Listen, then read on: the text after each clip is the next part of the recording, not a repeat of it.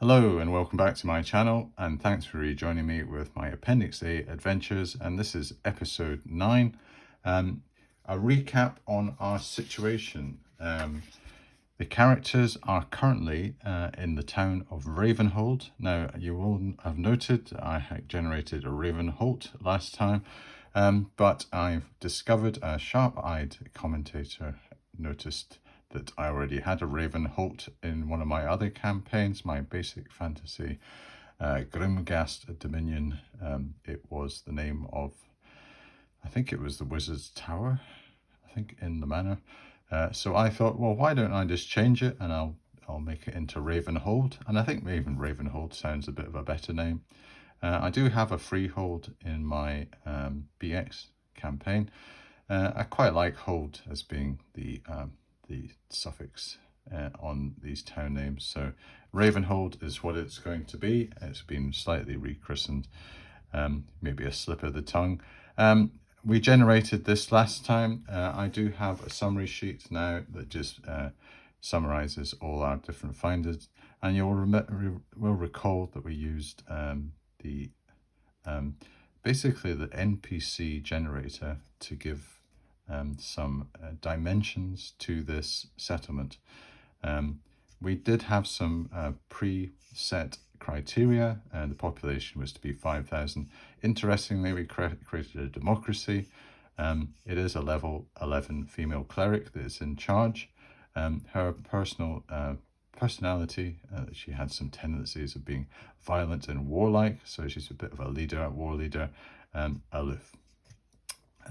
We'd also ascertained that there were 200 demi-humans in the settlement.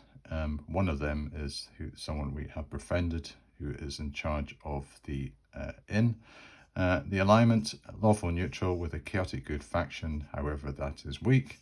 Average wealth for the town, clean appearance. The economy is a frontier settlement acting in both military and regional market capacities. And this is where we did the NPC criteria. Disposition, even-tempered citizenry, covetous, average honesty, quite driven energy-wise. They like fishing a lot. And the local event, the thing that's dominating the headlines just now, there is corruption, corrupt officials in the town. So democracy has been compromised by corrupt officials. So that is where we are. We also discovered that the characters had gone through a portal and were magically transported to an unknown region of this world. So this is where Ravenhold is. It's in this unknown region. Thingol and Greenface are quite surprised by what's happened. They do remember going through a portal. Suddenly they have been transported to some strange place. They don't know. So we have the opportunity to use all our random tables, Appendix A, Appendix B, and go a bit crazy generating their world and trying to find out where they are. We are going to be focusing on dungeon delving for the first, how many videos it's going to take, but ultimately I'd like to branch out with these Appendix A adventures into Appendix B adventures. We are residing in the Silver Lantern. This is an inn that's run by Edril Moonlight. He is a half-elf ex-adventurer. We ascertained that the cost was going to the staggering amount of 1,100 gold pieces per month.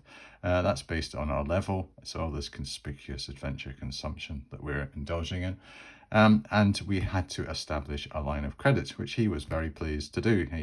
He took one look at Thingol and said, yes, I can trust you. Thousands wouldn't, but Thingol has the charm, the ability to put people at ease. The tasks that were set before us, we had to sell our bounty items. So Thrag, Bloodhowl, the Cleaver of Men, his great sword. And I have 4 different criteria. So I'm just going to do a simple D4 determination of get my D4 of how successful we are in the town in trying to sell his great sword, and whether he is infamous enough for us to get anything. So let's find out what we're going to get. So yeah, he's quite well known. He's quite infamous, and his greatsword is a prized possession. So 150 gold pieces. That will go a very small way towards our. I will put this down here. Get the old post-it now. So we've got some cash, and from the previous dungeon delve, we've got 45 gold pieces. We had 63 electrum pieces. We had the 9 pairs of ears and the great sword. So the great sword we've got 150 gold pieces from, and the 9 ears, the pairs of ears are followers, and there were 9 of them, 10 gold pieces. So that's another 90 that we get. So we managed to sell that on the open market. So that is our total. Yeah, so we can put that towards our experience total, which I think was around about 350 or something from the gnolls that we managed to kill. We do the recharge. We're going to recover our hit points and rest with some local have some local entertainment at the same time. And I've just decided just to say, well, it's 1 week, should cover everything. So I'm going to do a rough time thing and say that we've been 7 days adventuring and resting. So 7 days, that's how long it's taken. We're going to recharge our spells. I'll do a small update for healing. So we're going to have 3 slots in Thingol's inventory of clerical spells. He's going to have Cure Light Wounds 3 times. But I think it was quite successful, his little combination. We used invisibility, we used Find Traps, we used Cure Light Wounds, we used Sleep. So we used quite a lot of spells. Charm Person might come in useful. Hold Portal definitely could be of use. Fireball, yes. If we got enough room to use it, that would be interesting to see how that works. And Knock obviously is good for trying to get through magic portals. So we might come across any of those in our Appendix A adventures. We're also going to post some notices for henchmen. We're going to consider these after our next adventure. So that's all done. So after all that's said and done, let's return to the old keep. So the duo travel back along the track, across the fields and back through the Black Woods and into the valley where the old keep is located. So we get to do Appendix A. So let's just move this to one side. And you will recall our little maps that we have of dungeon, and we go into dungeon mode. So I'll get my little time keep thing ready. So I've got my little ready reckoner. So we're going to go back down these steps, back down into this room, and we can refer to our original notes. And that room had damp on the walls, a broken bottle, and a comb. And it had all these other exits which we have not gone through yet. So we are really quite spoilt for choice. So we could go all the way back down to the 2nd level, or we could do a bit more expansive adventuring on the 1st level. And Greenface did originally, if you will recall, Greenface was saying, well, I think maybe we should do a bit more delving on the 1st level and see whether we can come across any big finds and easier opposition. You know, maybe this 2nd level is just a bit too much for us to take on. You know, from a cost-benefit analysis point of view, we might be a better return from the 1st level. So I think maybe Thingol is swayed by this. So let's say on a 1 to 4, on a d6, Thingol says, yes, I agree. 5 or 6, he overrules Greenface, and we continue down maybe one of these other options and go down. So yeah, Thingol says, look, I think what we should do is maybe leave these doors. Let's go further down into the dungeon. I think there's going to be richer pickings further into the complex. And Greenface said, well, I told you, if we end up in trouble, Thingol, I'm going to put it on you. And Thingol says, I can take that pressure. I don't mind, Greenface. So we go back down here, and what was the story here? It was a stale, fetid smell. And we do, again, we have another choice. We could say, well, we can maybe go this way. We do have this pit trap along here, which was never triggered. And then we have all this type of stuff down here. And yeah, this was the scattered teeth and the fangs and the grater. You know, my goodness, what's going on there? So I think maybe there is a chance that Greenface says, well, why don't we try down this one? He's already not been too successful with Thingol, so let's do another check. And on say on a 4 to 6, Thingol says, no, let's keep on going the way we've been mapping. So they actually say, okay, let's try out this one now and go down this passage. And I do get the chance to use maybe our atmosphere check. So if I get my D10 and on a 1 to 3 on a D10, we can have some atmosphere. So no atmosphere. And also I can check for my dressing, because corridors, each time the party enters a corridor, there is a base 1 to 2 that we could have maybe some dressing. So no dressing either. So we're going to go down this one, and then we can start actually, because I would say all this type of movement, whatever, we are going at, because we've already mapped this, it's hardly taking any time. So what I'm going to say is maybe it's going to take about a round to do that. So that's, say, a minute of one of our turns. So we are at this point here. What we're going to do is we're going to perform a periodic check. So let's get the Dungeon Master's Guide to Appendix A. And for some reason, I have taken out my... Oh no, I've still got my little post-it notes here. That's good. So let's do a periodic check and find out what is down this corridor that we're going. 20. What does 20 mean? What does a 20 mean? A 20 means, oh dear, wandering monster, check again immediately to see what lies ahead so the direction of the monster's approach can be determined. Oh dear. So Thingol's going, oh. This is your idea, Greenface, trying to do a bit more exploration on this level, and look what's happened. So let's find out what is further down here that we have to deal with. We get a 1, continue straight, check again in 60, this table. So are we just going to write this? I think that's what I can't stand these angles.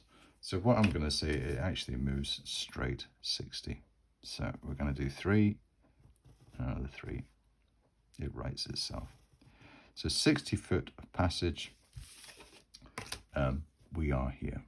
Wandering monster check. So what we do with a wandering monster is we go to this section here that says Dungeon Random Monster Level Determination Matrix 1d20. So what type of monster are we going to be encountering? We are up to full strength now, so bring it on, says Thingol, whatever it is. We got a 14, and a 14 is level 1 monster. So monster level 1. Let's get our percentage dice and find out what we are going to be facing. 69. What is a 69? 69 is a piercer. A piercer, 1 to 3 piercers. Okay. Okay, 1 to 3 piercers. Right. I think the first thing we're going to do is determine exactly how many piercers we are talking about.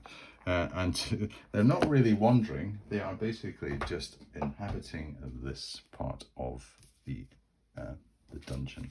So I just found where my pencil's gone.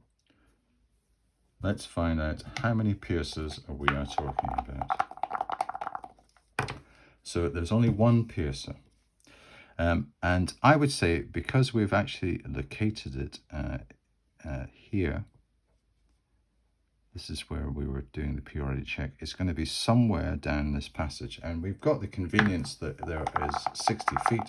So let's just do a d6 and find out exactly where it is. So the piercer is here. Okay, so what does the monster manual have to say about piercers? So I'll take this little thing out, because that was at my null page, and look up piercers and find out, has it got some implications? I'm assuming that it's got a good chance of surprising, because they're supposed to just sort of sit there and wait, or basically hang there and wait. They've got this rather charming picture of someone being impaled by the thing. I think when we used to look at this back in the day, for some reason we thought that was someone's head, but actually probably that's the stump of the piercer, and it's, that's the end going through, and the head's been obscured. So piercers inhabit caves, caverns, and similar subterranean places. With their stony outer casing, these monsters are indistinguishable from stalactites found on cave roofs. So this is going to become quite, I would say that this is going to become quite suspicious, because they should really be in a cave or a cavern. They are attracted by noise and heat, and when a living creature passes beneath their position above, they drop upon it in order to kill and devour it. Larger varieties will be found with smaller ones. The size of the piercer is equal to its hit dice. There is an equal probability of a piercer being 1, 2, or 3 or 4 dice in size. The largest piercer is about 6 foot long. Well, I would say that this is just about impossible to have in this situation. Because we are in a normal passage, and say that probably the height of it is probably going to be at the maximum maybe 10-15 feet high. So I would say that that's already restricting the size of the piercer. So let's say that the piercer can only be 1 or 2 hit dice. So let's do that first. 1 or 2 hit dice. So it is only 1 hit dice, so it's just a little piercer, so maybe it is just lurking in the shadows as we go along. It says there's a 95% likely to surprise. Okay. Well, I think if it's a small one, I think there is probably a likelihood that it can surprise. So our characters are going to be starting to map down here. So they will get to this point, and that's going to take them about 4. So we've done 5 rounds to get up to that point. We are reaching this point here. We have a 95% chance that the piercer surprises our characters. So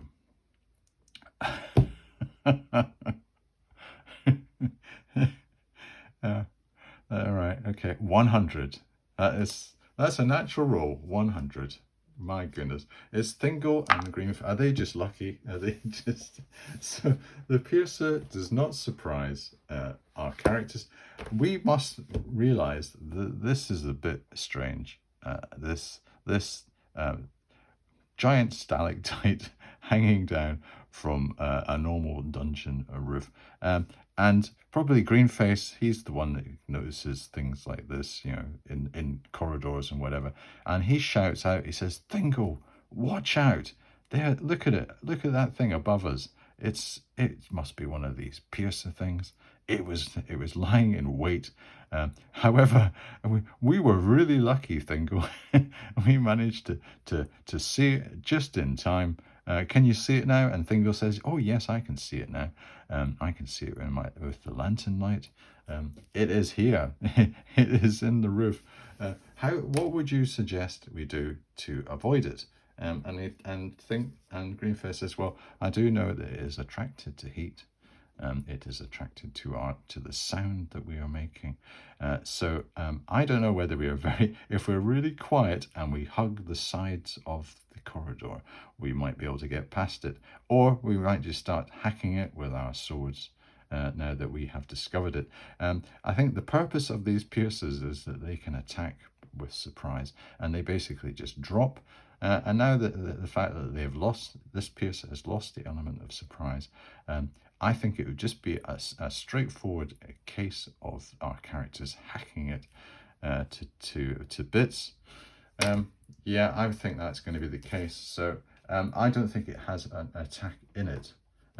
If there's anybody that thinks otherwise and knows about piercers in a bit more detail, please let me know. But let's find out how many hit points it is for just experience purposes. So it's only 2 hit points, so it's really quite a little. So after all that hullabaloo, it's only just a little piercer, 2 hit points. So I'm just going to say that the characters either hack it with their swords. Thingol can probably reach up and he just whacks it with dark. Is it Grey Reaper? Grey Reaper, his broadsword, gives it a whack. It basically chops it. It is taken out. So we add 2 hit points onto our little inventory of experience. 1 piercer, no more. Okay, so we've reached that point. Are we going to get any atmosphere? We've probably had enough atmosphere. That's quite a long passage, so I'm going to say 1 to 3. There's a bit of atmosphere down here, so there's none. And is there a bit of dressing? No dressing. So we've had everything that we need to have in this. We'll continue our mapping, so that's another couple of rounds to do that. So we're up to this point here. We can do another periodic check. So Thingol says, well, that was a bit of a close shave. If there'd been quite a lot of them and they'd been bigger, but I don't, just from a logical point of view, I don't think you could have giant piercers. If it had been an encounter, say, in this room with maybe a vaulted ceiling or whatever, that might have made more sense. But I think something that was as restrictive as a passageway with probably a finite height to the ceiling, I think it's probably untenable to say that you could have a large 6-foot spike, that certainly wants to try to keep secret and basically fall on someone below. So I'm just going to do that as a kind of common sense override. And we get to the point where we have to do another periodic check. So let's get our D20 out and find out what we are going to face. So 17 this time. So 17 is stairs. Right. How many... this place is unbelievable for stairs. It really is. So stairs says, the entry for stairs says, see table 6. Okay. So we are going to see table 6. And table 6 says stairs, it's another D20. So what is... And the trouble with stairs is that it could be a bit of a roller coaster, because you could end up with like a chute or something really quite grim. And it's not just the case of, oh yeah, we get some stairs down to the next level. We could be all over the place with this. So let's just find out what is the story. What Thingol and Greenface have got to face. We get a 17. That does not sound too clever to me. Let's just find out. And a 17 is a trapdoor down 2 levels. Passage continues. Check again in 30. Oh dear. So a trapdoor. Oh no. So are we going to be able to detect this? Okay. So I'm going to have to think of a way. A trapdoor. I do see from the chat that we might be reaching a point where I've probably done enough for this particular adventure, and I think what I want to do is maybe I keep on doing this with. I've got this new campaign called 4 Against Darkness, which is the little game book. I don't have the copy in front of me. It's kicking around somewhere. And I'm just running a little kind of mini campaign for that, and I'm having a lot of fun because it's very straightforward. It's quite procedural as well, and I keep on finishing each adventure on a bit of a cliffhanger. And we've just like discovered something in here, or there's been something happened or whatever.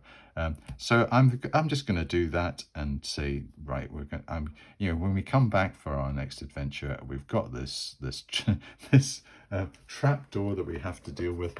And I might come up with some interesting, this gives me the chance to maybe come up and have a little bit of a thought, because, if I think I've discussed this a few times on some of my videos, if you were solo playing yourself, and you're not doing it for like a YouTube video, you probably at this juncture say, okay, let me have a little break, let me have a little think about it, think of some interesting ways I can deal with this, and not really just kind of do it on the spot.